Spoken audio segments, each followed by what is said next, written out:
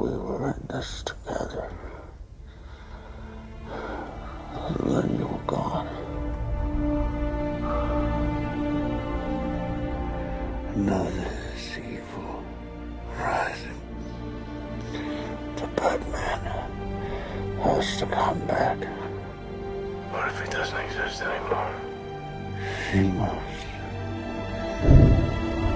He must.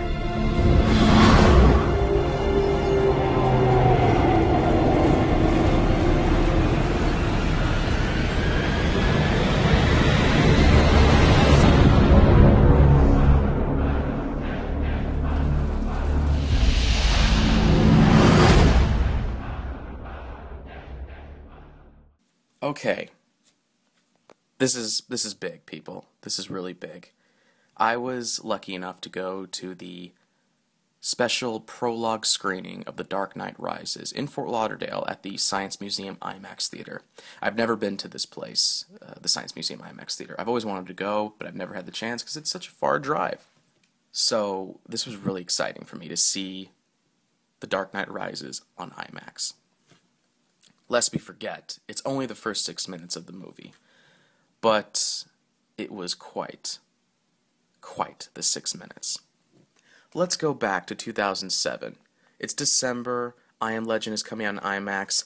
The Dark Knight Prologue is attached to I Am Legend, where it introduces the Joker.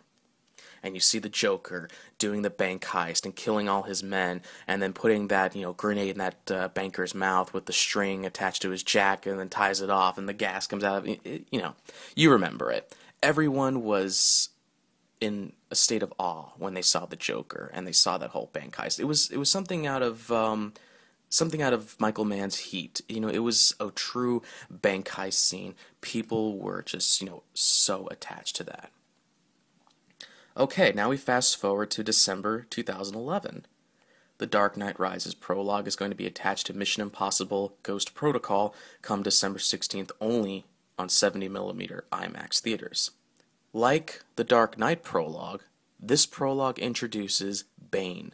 Bane is the new villain for the final Batman film. And for die-hard comic book fans, Bane is known as the man who broke the bat. Bane is a very interesting villain. He is one of the most intellectual villains in Batman's arsenal of villains.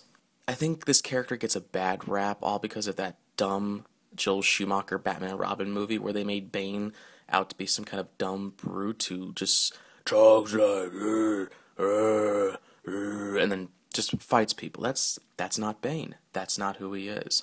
He's the character who found out Batman's true identity. He's lived in prison since he was a child, and he had to learn, he had to read books. He became self-taught intellectual. The way to survive in prison is to be top dog. And when he had to use the Venom serum to make him into this big, behemoth, Hulk-like, monster, it gave him a physical advantage against his enemies. Okay, so now we talked about Bane. We're going to get into this prologue. And, Christopher Nolan and Wally Pfister, his cinematographer, they really know how to utilize the cinematography in their movies. And it's no different here. It opens with a shot of Commissioner Gordon at Harvey Dent's funeral giving a speech, and it's just in 35mm widescreen. After that, boom! The entire IMAX screen is filled.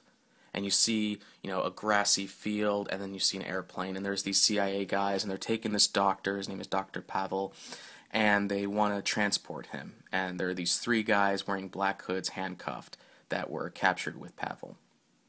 They're trying to figure out who Bane is, this mercenary for hire. And when they take them on the plane, the CIA agent starts taking each hooded guy and holds him out the door in midair, threatening to throw them out or shoot them if they won't tell who Bane is or where Bane is. And turns out Bane's on the plane the whole time as one of the other hooded guys.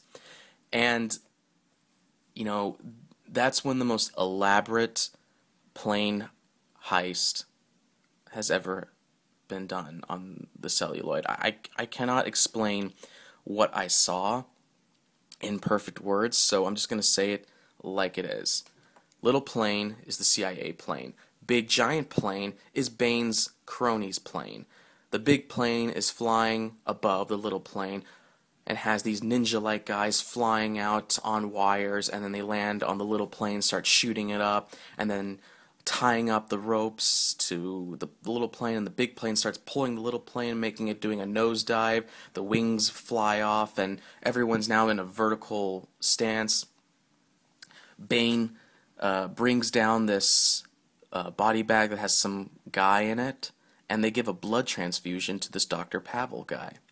And then they leave one of the guys that Bane is friends with, I guess, or he calls him brother, leaves him on the plane, says that, they expect one of us to die in the wreckage. So the guy says, I will stay behind. But what he says is, we start the fire. And Bane says, the fire rises. So, and then Bane grabs the doctor, and he's attached to a wire, and then he says to the doctor, there's no time for fear, that comes later. And then he hits the button, and then they detach from the plane starts falling and falling and falling and falling, and then it crashes. Meanwhile, Bane and the doctor are being flown back up into the plane through the wire, and then it just goes black. And then it shows quick shots of what's to come for The Dark Knight Rises. You see Batman with some LED gun, and you see Catwoman in her suit. Oh my god, Catwoman. And you see Joseph Gordon-Levitt, and you see the tumbler tanks that are, creating mayhem in Gotham, and then you see a whole giant crowd of people fighting each other out in the streets of Gotham. You see Batman out in the middle of broad daylight fighting Bane, and then it finally ends with Bane holding a broken Batman cowl. Now, like I said, the cinematography was outstanding. It really was the star of this prologue. I was so enthralled from what I was seeing. I could not believe they shot all of this, and it was all practical shots. Nothing was CGI. This was all real. The one thing that did bother me, and I'm not alone on this, everyone's talking about it on the internet, is Bane's voice. It's cool, it's intimidating, it's scary, but it's hard to understand him every few sentences. You really have to open your ears and listen carefully to what he's saying. Luckily, Nolan said that this is not the final mix, so there will probably be some ADR work, and hopefully this will all be fine by July 20th. Now, I guess the big question really is, which was better, the Dark Knight prologue or the Dark Knight Rises prologue?